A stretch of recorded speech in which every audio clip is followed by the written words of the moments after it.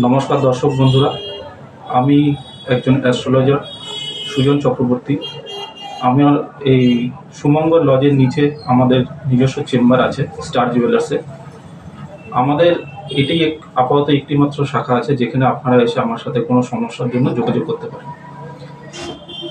আজকে আপনাদের সবাইকে শুভেচ্ছা নিয়ে এই অনুষ্ঠানটি আমি শুরু করতে চলেছি। আমরা জ্যোতিষ সম্পর্কে একটু ধ্যান ধারণা করতে চাই যে জ্যোতিষ সম্পর্কে, যে জ্যোতিষ আমাদের জীবনে কি উপকার দিতে পারে বা জ্যোতিষ শাস্ত্র কি।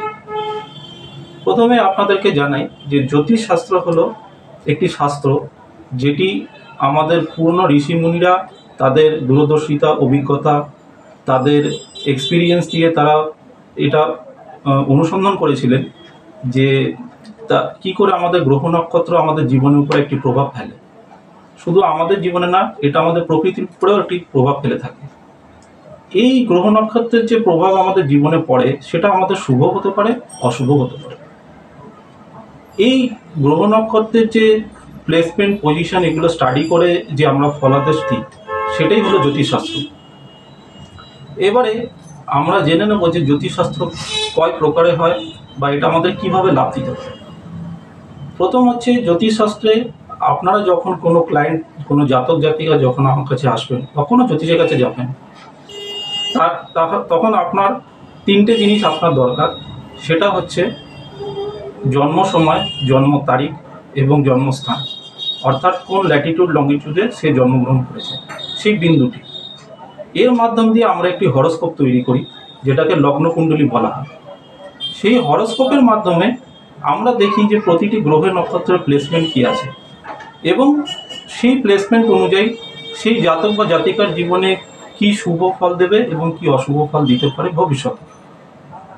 এইটা নির্ধারিত করার একটিমাত্র উদ্দেশ্য হলো যে আমরা যখন কোনো সমস্যার সমাধান করতে চাই বা জীবনে কোনো অবস্ট্যাকল ফেস করছি, সেটা আমাদের কেরিয়ার রিলেটেড হোক, হেলথ রিলেটেড হোক, ম্যারেজ রিলেটেড হোক বা অন্যান্য যে কোনো রিলেশনশিপ রিলেটেড হোক, তখন আমরা এই গ্রহ নক্ষত্রের প্লেসমেন্ট থেকে আমরা বুঝতে পারি বা তার দশা অন্তর্দশা বা তার যেসব সাপোর্টিং ছকগুলো যেগুলো থাকে সেগুলো দেখে আমরা বুঝতে পারি যে আমাদের জীবনে তার কি কি প্রভাব পড়তে চলেছে। এবং সেই যখন আমরা দেখি কোনো বিরূপ গ্রহ আমাদের অবস্ট্যাকল তৈরি করছে জীবনে গতিবিধিতে, তখন আমরা সেগুলোকে প্রতিকার করার চেষ্টা করি। একটা জিনিস সবসময় আপনারা মনে রাখবেন যে কোনো গ্রহের সম্পূর্ণ প্রতিকার করা সম্ভব না।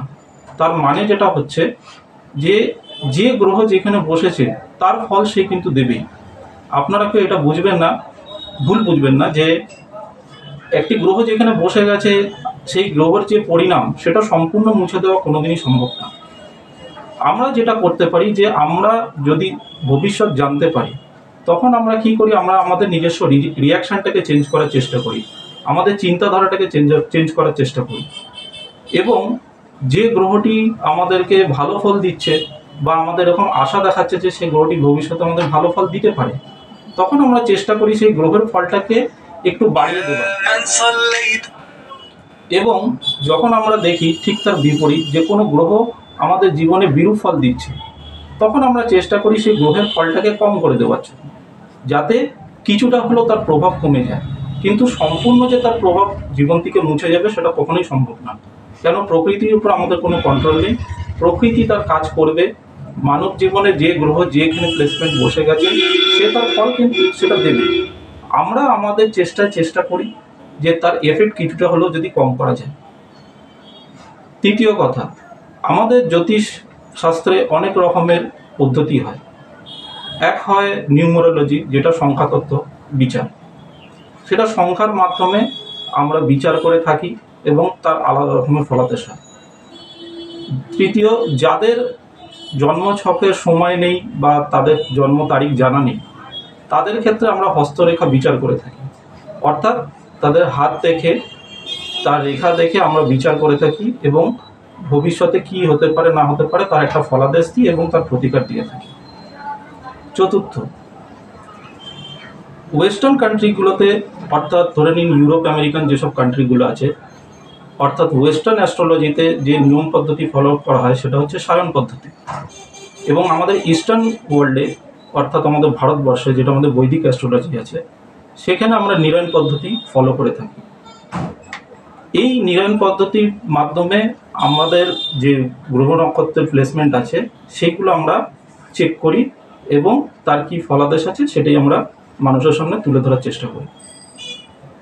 নেক্সট আমি যেটা বলতে চাই যে এই গ্রহ নক্ষত্রের আবিষ্কার কোথার থেকে হয়েছে।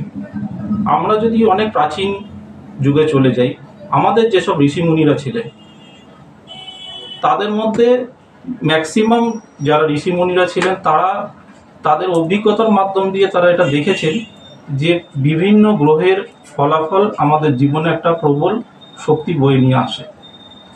যেরকম নাম করতে গেলে বরাহমিহির ছিলেন, ঋষি মুনি ঐত্রী ছিলেন, মুনি ভৃগু ছিলেন, মুনি নারদ ছিলেন এবং পরাশর মুনি ছিলেন এবং ইত্যাদি অনেক 18 জন মুনি ছিলেন যাদের মাধ্যম দিয়ে এই জ্যোতিষশাস্ত্রের উৎপত্তি।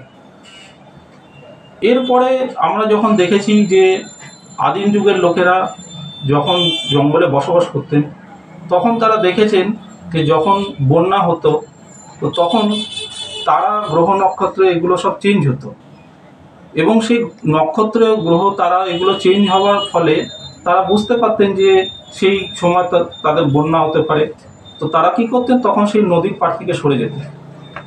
এবং তারপরে যখন আমরা যদি পরের যুগের দিকে দেখি, যেসব রাজারা ছিলেন সে প্রত্যেক রাজাদের বাড়িতেও একটি করে জ্যোতিষশাস্ত্র থাকতেন, একজন জ্যোতিষবিদ থাকতেন যিনি সমাজের কল্যাণের জন্য, ওখানকার যেসব প্রজারা রয়েছে তাদের কল্যাণের জন্য এবং রাজার নিজের জীবনের উন্নতি বা অবনতি যেসব ঘটনাগুলো ঘটত সেগুলো তারা ফলাদেশ দিয়ে থাকতেন। এই প্রথায় চলতে আস্তে আস্তে আজকে আমরা মডার্ন যুগে অনেকটাই এগিয়ে এসেছি এবং স্থান কাল পাত্র অনুযায়ী অনেকটাই জীবনে পরিবর্তন হয়েছে আমাদের জীবনে। এখানে আরেকটি বিশেষ আছে যে আমাদের দুটি শাখা আছে। একটা হচ্ছে মান্ডেন অ্যাস্ট্রোলজি, যেটা হয় আমাদের প্রকৃতির উপরে গবেষণা, অর্থাৎ এটি প্রকৃতির উপরে যেসব ঘটনাগুলি ঘটে, অর্থাৎ কখন বৃষ্টি হবে, কতটা বৃষ্টি হবে, কোন জায়গায় হবে, সেইগুলো ফলাদেশের জন্য আমরা মান্ডেন অ্যাস্ট্রোলজি ইউজ করে থাকি। আর দ্বিতীয় হচ্ছে ন্যাটাল অ্যাস্ট্রোলজি, যেটা আমরা ইউজ করে থাকি মানব জীবনের উপরে গ্রহ নক্ষত্রের কী প্রভাব আসতে পারে। তার জন্যই আমরা হরোস্কোপ তৈরি করি। যখন কোনো জাতক বা জাতিকা আমাদের সামনে আসেন আমরা তার থেকে সেই ডিটেলসগুলো চাই এবং সেই ডিটেলসগুলো থেকে আমরা একটি হরোস্কোপ বা কুণ্ডলী তৈরি করি। সেই জন্মছক থেকে বিভিন্ন ডিটেলস পাওয়া যায়, যেটা থেকে আমরা দেখে তাদের উপরে একটি প্রেডিকশন করে দিই যে আপনাদের এই সময়গুলো ভালো আসতে চলেছে, আগামী এতগুলো বছর ভালো যাবে, এই দশা অন্তর্দশাগুলো ভালো যাবে এবং আপনার কোন ফিল্ডে আপনার গেলে শুভ হবে। আমরা জ্যোতিষ হচ্ছে একজন পথ প্রদর্শক। আপনারা সবসময় যখন কোনো জ্যোতিষের কাছে যাবেন তখন এইটা ভাবনা চিন্তা করেই যাবেন যে জ্যোতিষ কিন্তু আপনাকে ডাইরেক্টলি কেউ ইনফ্লুয়েন্স করতে পারবে না। আপনি কিন্তু আপনার নিজেই কর্মফলের জন্য উত্তরাধিকারী। বিনা কর্ম করে কোনো জিনিসই সাকসেস পাওয়া সম্ভব না।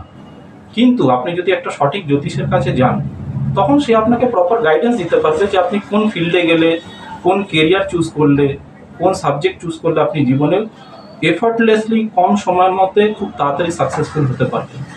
কিন্তু কর্ম আপনাকে করতেই হবে। কেউ যদি এটা ভেবে থাকেন যে হ্যাঁ আমাকে এটা বলে দিল তার মানে এটা হবে, এটা একটু ভুল ধারণা। আপনাকে নিজের তরফ থেকেও চেষ্টা করতে হবে। ভাগ্য আর চেষ্টা দুটো মিলেই কিন্তু ফল আসবে। কেউ যদি শুধু ভাগ্যের দোহাই দিয়ে বসে থেকে জীবনে চেষ্টা না করে তার ফল হবে না। আবার শুধু কেউ যদি ভাগ্যে জোরেই বসে রয়েছে, ঠিক আছে, কেউ চেষ্টা করছেই না, তো তারও ফল হবে না। তো আপনাকে দুটো মিলিয়ে একটা জায়গায় আসতে হবে। এবার মানুষ অনেক সময় বুঝতে পারে না যে কোন ফিল্ডে গেলে কি কেরিয়ার চুজ করলে। ধরুন কারো হয়তো দেখা যাচ্ছে তার চাকরিতে উন্নতি আছে কিন্তু সে ব্যবসা করছে, পরপর ব্যবসা করছে এবং ব্যবসায় ফেলিয়ার হচ্ছে, ইনভেস্টমেন্ট করছে কিন্তু সেটার কোনো রিটার্ন পাচ্ছে না, কারণ তার গ্রহ ছক নক্ষত্র এগুলো বলে দিচ্ছে যে তার ব্যবসায় কিন্তু উন্নতি নেই। আবার অনেক ক্ষেত্রে আমরা দেখতে পারি কোনো মানুষ হয়তো প্রফেশনে উন্নতি আছে বা তিনি কোনো আর্টিস্টিক কাজকর্মে গেলে পরে উন্নতি আছে, হয়তো অ্যাক্টিংয়ে বা স্পোর্টসে বা গান বাজনাতে যদি কোনো জিনিসের রুচি থাকে তখন হয়তো দেখা যায় সেই ফিল্ডে তাদের উন্নতি হতে পারে। কিন্তু তারা দেখা গেল গতানুগতিক কোনো বন্ধুর পরামর্শে কোনো একটি কোর্স করে সে চাকরির মধ্যে ঢুকে গেল। হয়তো সেই ইউপিএসসির চেষ্টা করছে, 5 বছর 10 বছর ধরে তারা চেষ্টা করেই চলেছে কিন্তু সফলতা পাচ্ছে না। তার মধ্য কারণ হচ্ছে তারা জানেই না যে তার কোন ফিল্ডে গেলে কম সময় সে সাকসেস পাবে, সেটা তার জন্ম ছক দেখে বিচার করে বলে দেওয়া সম্ভব। এর জন্যই একটি জ্যোতিষের সুপরামর্শ খুব দরকার। আপনার সাথে দেখা করলে কি করে লোক সম্পর্ক করবে, অ্যাড্রেসগুলো বলে দিন। আচ্ছা, আমার সাথে যদি আপনারা কেউ দর্শক বন্ধুরা দেখা করতে চান, আপনারা আমাকে প্রত্যেক দিন বিকেলবেলা সুমঙ্গল লজের নিচে স্টার জুয়েলার্সে আমার এটা ব্যক্তিগত পার্সোনাল চেম্বার আছে, আপনি এসে এখানে দেখা করতে পারেন। এছাড়া আমি ভদ্রেশ্বরে বসি এবং হাতিবাগানেও বসি। হাতিবাগানে আমি সপ্তাহে একদিন করে বসি এবং ভদ্রেশ্বরে সপ্তাহে একদিন করে বসি। সেটা আমি পরবর্তী ভিডিওতে আপনাদেরকে বলে দেব। Contact number? আচ্ছা, 8240117870। এই কন্ট্যাক্ট নাম্বারে আপনারা যদি মনে করেন আমার সাথে পরামর্শ করতে চান, আপনারা কন্ট্যাক্ট করতে পারেন। নমস্কার।